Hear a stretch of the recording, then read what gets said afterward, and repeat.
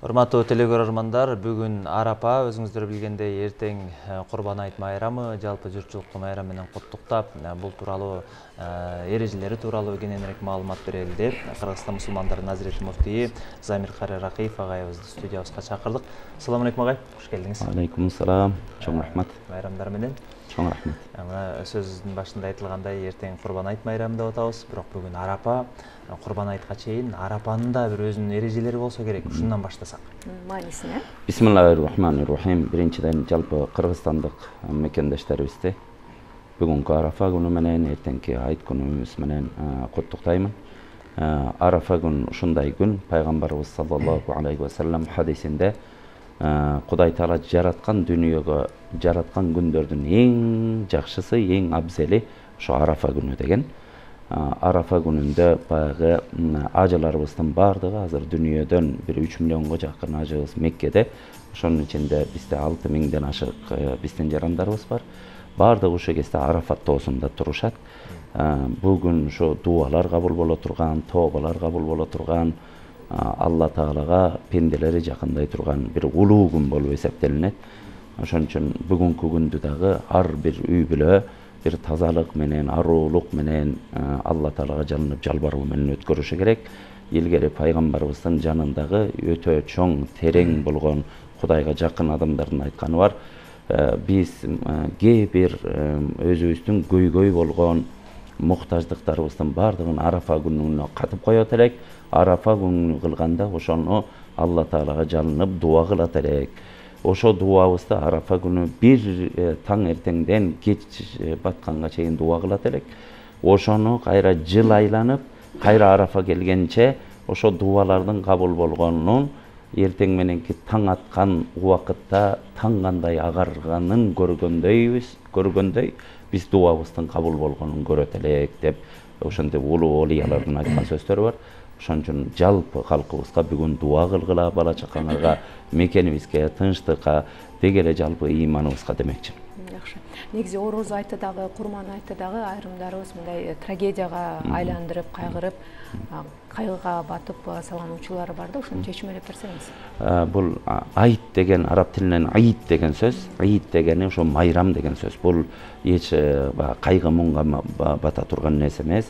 Биздин баягы кыргыз элибизде ушу өлгөндөрдү эстөө башка деген дайыма мусулманчылыгыбызда ушу эң биринчи мусулман адам сүйүнүчүн да өзүнүн жаратканы менен, кайгысын да жаратканы менен бөлүшүшү керек. Ошон үчүн таң эртеңден айт намаздарга барып, сүйүнүчүбүздү Алла Таала менен бөлүшүп, андан кийин бул майрам күнүн ошо майрамдык маанайда өткөрүшүбүз керек. Тескерисинче кайгырыштын ордуна кирип, бири-бирибизди зыярат кылып, бири-бирибизди сүйүндүрүп, куттуктап, ушундай майрамдык маанай менен өткөрүш керек. Бир гана бизде бир жаңылыш болуп алган. Баягы ата бабабызга Куран окуйбуз, бул күнү өлүктөрдү эстей турган күн деген сыяктуу баягы майрамды тескери кайгыруу менен өткөргөн бир адатка айланган. Бул туура эмес. Баардыгыбыз жакшы майрам маанай менен өткөрүшүбүз керек. Ошол эле учурда баягы кубанычыбызда ошо өтүп кеткен ата бабаларыбызга Куран окуп коюу, бирок аны кайгырып окуу деген нерсе жок да. Аны ошо кубаныч менен ушундай жакшы маанай менен өткөрүш керек. Эртең Кудай буйрса намаздан кийин, Кудай буйрса жалпы биздин мусулман бир туугандар курбандык чалсак деп жакшы ниет кылып турат. Анан анда эрежелери бар. Жылга кайталасак да жаңылап коюп ашыкча болбосо керек. Мисалы төө сойсо 5 жаштан үйдө болуш керек. Боду болсо 2 жаштан, тиги кой болсо 6 айлык, эгерде эти жакшы болсо деген сыяктуу бир эрежелери, анан кылган курбандыктын сооптору тууралуу да айтып берсеңиз. Курбан айтта пайгамбарыбыз саллаллаху алейхи ва саллям ушундай деген. Курбан айтта бир адамдын эң Алла Таалага жаккан, жагымдуу иши бул анын курбандык чалуусу деген. Курбандык кандай чалынат дегенде, эртең менен айт намазга чейин кылынган курбандык болуп эсептелинбейт. Ал өзүнө пайда болуп эсептелинет. Курбандык ошо курбан айт намаздан кийин чалынат. Анан өзүңүз айткандай, курбандык мал жандыктарынан кой, эчки, уй топоз жана төө жаныбарларынан чалат. Башка жылкы же болбосо канаттуу үйгө баткан булардан чалынбайт. Ушул гана айтылган нерселерден чалынат. Өзүңүз айткандай, койдун жашы канча болуш керек дегенде 1 жаштан үйдө, уй баласыныкы 2 жаштан үйдө, топоздуку 2 жаштан өйдө, ошо төөнүкү 5 жаштан өйдө деген. Эми 6 айдан ары болгон, чоң болгон козу болсо да болот деген. Бирок курбанчылыкка эң жакшы көргөн, семиз, эч жери оорубаган, мүчөсүнүн ким болбогон, бардык тарабы келишкен, өзүнүн жакшы көргөн кой малын союшу керек. Эми курбанчылыкта ошо айт намаз кылгандан кийин келип курбанчылык кылынат. Курбанчылыктын эти 3кө бөлүнүп, бир бөлүгү жетим жасыр, жарды жармачка берилгени абзел, бир бөлүгү бай кедей дебестен кошуна колоң, тууган урук болуп, ошолор менен багы майрамдык маанай кылып өткөрсө болот. Бир бөлүгүн сөзсүз дебейли, бирок садака кылып ийсе болот, бирок бир бөлүгүн дагы үй бүлөсү менен алып барып жегенге дагы уруксат. Ошон үчүн ар бир курбан соя тургандардын курбанчылыгы кабыл болсун. Бирок бул иште ушуну ойлонушубуз керек. Пайгамбарыбыз саллаллаху алейхи вассалам кимде-ким өзүнүн курбанчылык сойгонго мүмкүнчүлүгү болуп, байлыгы болуп, бардар үй бүлө болуп туруп, ушуну текеберленип сойбой же аянып сойбой койгон биздин намаз окуучу жайларыбызга жакындабасын деген. Ошон үчүн бул өтө маанилүү нерсе. Ар бир бардар адам союш керек, бири-бири менен бөлүшүш керек. Бул майрам учурда бир эле бардар, проблемасы жок адам майрамдабай, биздин мусулманчылыгыбызда ошо колунда жетпей турган адам, кыйналып турган адамда майрамдык маанай жашасын деген максатта баягы ошо курбанчылыктар милдет болунган. Бардыгыбыздын сойгон курбанчылыктарыбызды кабыл кылсын деп. Ушул жерден дагы бир нерсени эске ала кетишибиз керек да. Айтсаңыз, бир үй бүлөдө 2-3 бир тууган болуп, бирок алар баягы өз-өзүнчө үй бүлө күтүп калгандар болсо, баягы колуна жетишип, алар бир эле курмандык чалышабы же ар бирөө өз-өзүнчө өз-өзүнчө үй күтүп калган болсо, өз-өзүнчө жанагында курбанчылык союунун шарттары бар. Жанагында байлыгы мындай зекет бергенчелик деңгээлге жетип калган болсо, ар бир үй бүлө өзү союшу керек болот. Милдеттүү түрдө. Балагатка жетелек же болбосо ушундай өзү менен кошо жашап аткан, үй бөлүп кетпеген үй бүлө болсо, ошо үй бүлөнүн атынан бирөө союса, ошол болуп кала берет. Бирок өзүнчө үй бөлүп кеткен, бардар жашап калган адам өзү үчүн союшу. Ошол анан кийин кандай таратылышы керек? Көп учурда баягы кайрымдуулук биринчи өзүнүн ата энесинен, жакындарынан башталышы керек деп айтат. Андан кийин багы таратылганы жана да бир жолу кайталайын. Союлган мал, мисалы үчүн бир кой дейли 25 килограмм эт берди дейли, 7-8 килограммдан бөлүп, бир бөлүгүн ошо сөзсүз кедей кембагал, колу жука адамдарга берилсе, бир бөлүгүн өзү бай кедей дебестен тууган уругу менен же кошуналары менен баягы ошо майрам кылып өткөрсө, ошону да бир бөлүгүн үй бүлөсүнө сактап, кийин азык кылып пайдаланса болот. Бирок жалпы бардыгындагы кедей кембагалдарга бербейсе да болот бул нерсечи. Бирок эң негизгиси жанагындай кылып бөлүштүрсө жакшыраак. Жакшы. Курбандык чалууда мисалы чек жок экен да, бир кой сойсоң да 10 кой сойсоң да соо боло берет деп. Анан өзүң жалгыз сойгонго караганда жамаат менен кылганды соо көбүрөөк дейт. Бул тууралуу да. Бизде майда жанды кой эчкилерди ар бир киши өзү үчүн союлат. Эгер адамдар бодо мал боло турган болсо, чоң мал болгон болсо, бир кишиден 7 кишиге чейин ошонун наркын чогултуп, ортого кылып сойсо болот. Бирок кээ бир бай адамдарыбыз болсо, мейли жүздөгөн малды, жүздөгөн уйду да өзүнүн атынан сойсо болот. Анан өзүңүз айткандай, муну жамаат менен биригип, ар бир эле кылган ишти адам менен биригип кылган сооптуу болот. Ошон үчүн багы жамаат менен бирге болуп, биргелешип, ушу жакшылык ишти биргелешип кылалы деген дагы жакшы көрүнүш.